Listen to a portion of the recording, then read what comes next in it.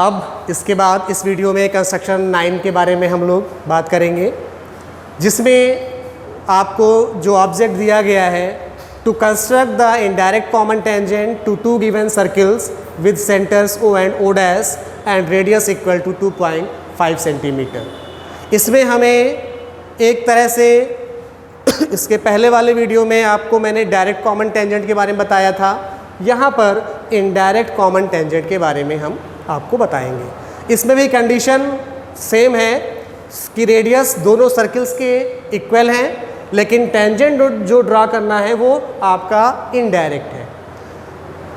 इस चीज़ को किस प्रकार से करेंगे, इसे कैसे करना है, तो सबसे पहले आपको जो 3 पॉइंट्स आपको लिखने हैं। सबसे पहला गिवन पॉइंट्स में, गिवन में आपको क्या दिया गया है, तो आपको एक केवल 2.5 सेंटीमीटर रेडियस के 2 इक्वल सर्किल्स जिसके सेंटर्स O और O डैश है, ये आपका गिवन में है। रिक्वायर्ड में आपको कंस्ट्रक्ट क्या करना है, तो कंस्ट्रक्शन में to construct the indirect common tangents to given circles, ये आपका हो गया रिक्वायर्ड में। इसके बाद बात आती है कंस्ट्रक्शन की कि इसको हमें किस प्रकार से बनाना है, कैसे इसको हमें ड्रॉ करना है। तो आपको 2 काम जो पहले आपने किया था कि सेम रेडियस के 2 सर्किल आपको ड्रॉ करने हैं, वो आपको ऐसे ही करना होगा। 2.5 सेंटीमीटर रेडियस के 2 सर्किल ड्रॉ कर लीजिए। इनके बीच के सेंटर्स के बारे में मैंने आपको पहले ही बताया था कि सर्किल्स के सेंटर्स में आपको बीच की डिस्टेंस नहीं दी गई है, तो आप इसको इसी प्रकार जैसा आपने पहले बनाया था वैसे ही बनाएंगे। उसके बाद फिर आपका अगला काम क्या है, पहला काम सर्किल बनाना, ये आपने इससे पहले भी किया था कंस्ट्रक्शन 8 में। उसके बाद सेंटर्स दोनों को ज्वाइन करना, ये काम भी आपको इसमें करना है। अब ये 2 काम आपके वही हैं जो आपने इससे पहले के कंस्ट्रक्शंस में किए हैं। अब इसके बाद आपका अगला काम क्या है वो समझ लें। आपको इस O डैश को 4 इक्वल पार्ट्स में डिवाइड करना है।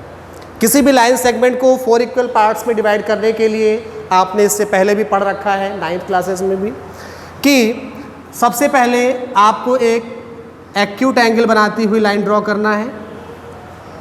उसके बाद उस एक्यूट एंगल को बनाते हुए आपको जितने भी इसमें जितने पार्ट्स करने हैं उतने के बराबर इसमें 4 पार्ट्स कट कर लीजिए, पहला, दूसरा, तीसरा, चौथा।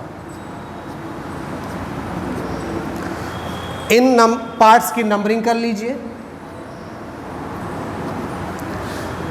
सबसे पहले लास्ट पार्ट को आप 4th से मिलाइए और इसी के पैरेलल आप लाइनें ड्रॉ करिए। तो लाइन जो पैरेलल आप ड्रॉ करेंगे, पहली लाइन हो गई, दूसरी हो गई, तीसरी हो गई। इन पैरेलल लाइंस को आप एज अ नंबरिंग कर लें, A, B, C। अब इसमें आपको 4 पार्ट के रूप में मिल गए, एक आपका OA, एक AB, एक BC और एक CO डैश। हमें इसमें से जो पॉइंट B है उसको हमें एक तरह से इसका मिड पॉइंट हमें एज अ सेंटर A लेना है, और इसमें B और O डैश का मिड पॉइंट एक C मिल रहा है, इसको हमें एज अ सेंटर C लेना है।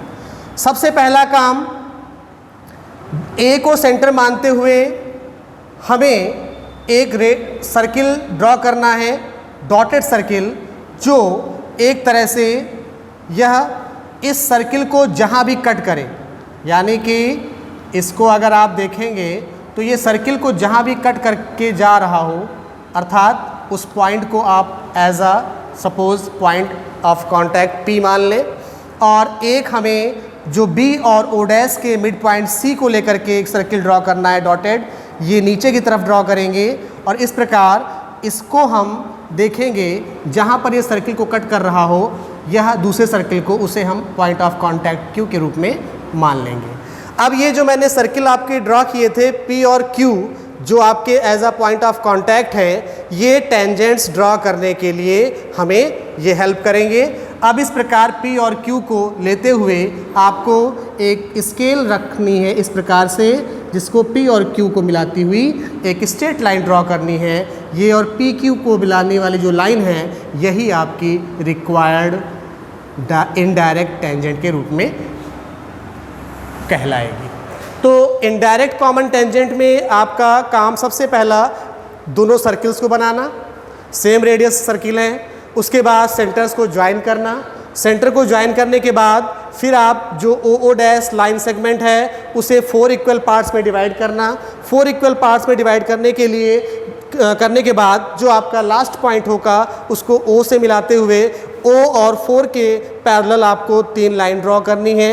ये लाइन सेगमेंट्स O डैश को जहाँ भी कट करेंगे उन्हें आप क्रम से A, B और C लेट करेंगे। उसके बाद आप A और C को एज अ सेंटर मान करके आपको 2 सेमी सर्किल ड्रॉ करने हैं। पहला OA रेडियस का जो सर्किल जहाँ भी पहले वाले सर्किल को कट करेगा उसे पॉइंट ऑफ कांटेक्ट P, और C को सेंटर मान करके CB या O' रेडियस का जो सर्किल आप नीचे की तरफ ड्रॉ करेंगे, ये इस दूसरे सर्किल को जहाँ भी कट करेगा उसे आप पॉइंट ऑफ कांटेक्ट Q मानेंगे। इस प्रकार P और Q को ज्वाइन करने वाली लाइन ही आपकी रिक्वायर्ड इनडायरेक्ट कॉमन टेंजेंट होगी। थैंक्स।